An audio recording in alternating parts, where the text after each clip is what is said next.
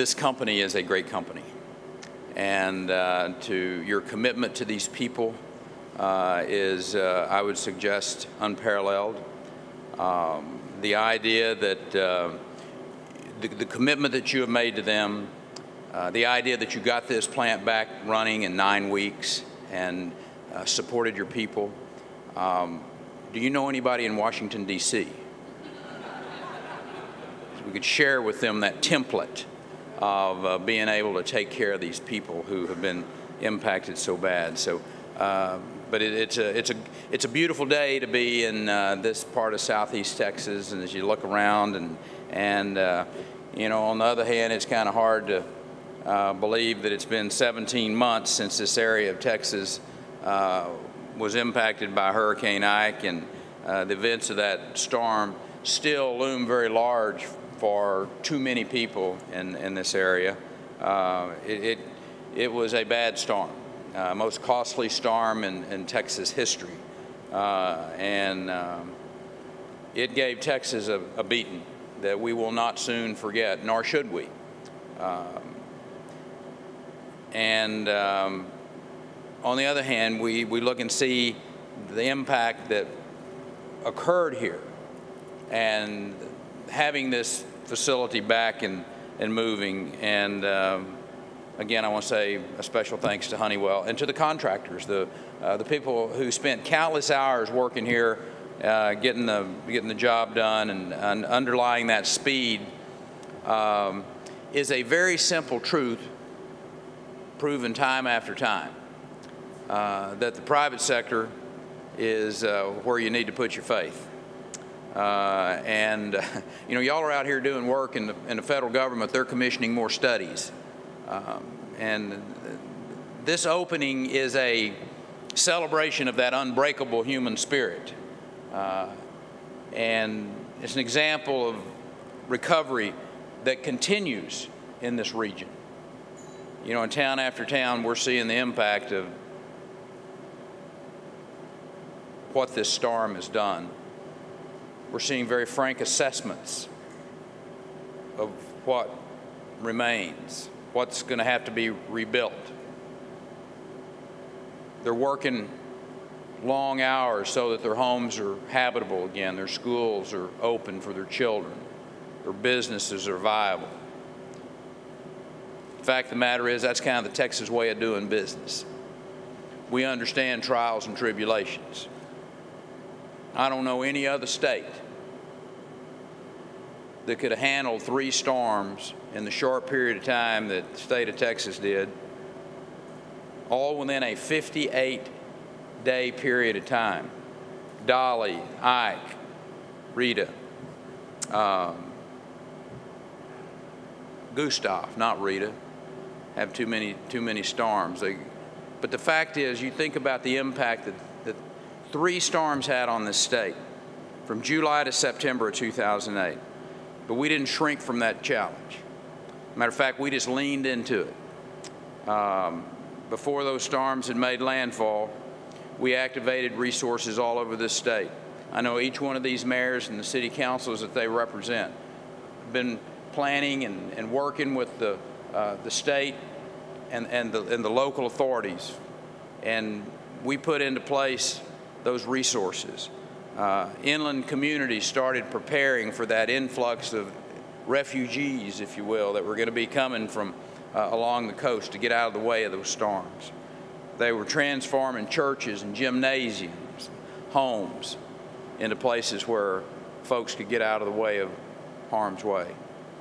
Our emergency management team brought to bear a stunning array of resources, whether it was our Texas Military Forces personnel that you saw directing traffic or setting up the medical teams, the game wardens, the Texas Task Forces 1 and 2, particularly on the recovery and the search and rescue side, and absolutely countless volunteers, many of which are probably in this audience here.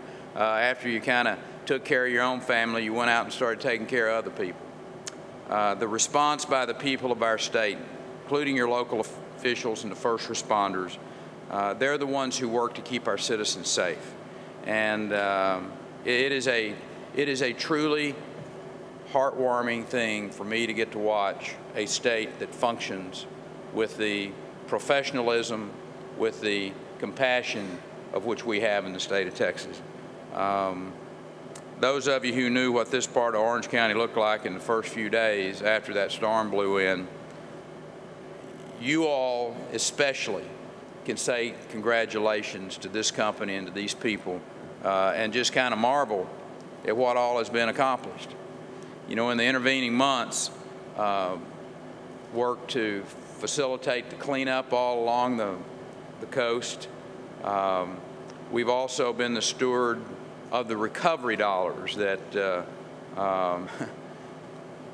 Brown and I were just talking about, you know, thank God we got the first round in a timely way, because this second round of money is, Washington is as begrudgingly releasing the money as I have ever seen. I have never seen Washington micromanage the process of recovery and the release of those dollars is what is occurring right now.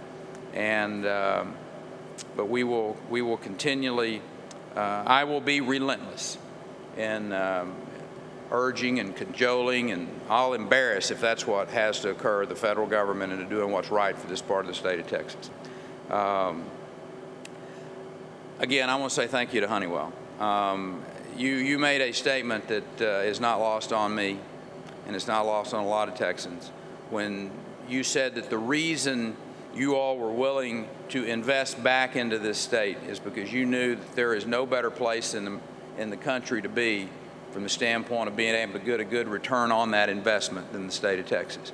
And it's because of people like Mike Hamilton, who had the courage to say no to a lot of special interest spending, to say no when the appropriate time was right, and keep our taxes low, keep our regulatory climate fair and predictable, have a legal system that doesn't allow for oversuing, continuing to fund an accountable public school system so that when Honeywell and companies like you start hiring, you know that there's a skilled workforce in this state.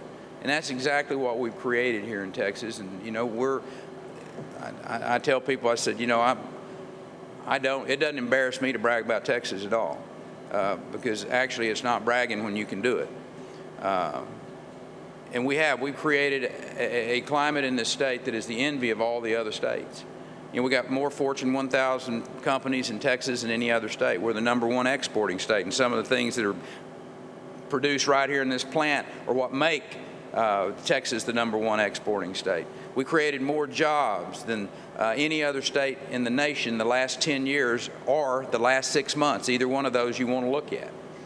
And that is a powerful testament, Mike, to you and your colleagues in Austin, Texas, for having the courage, and I might add, having the vision to understand that keeping government spending under control would be a catalyst for the private sector to understand that we can invest back in our businesses and back into, you know, whether it's a big business like Honeywell or whether it's just a mom and pop store down on the town square.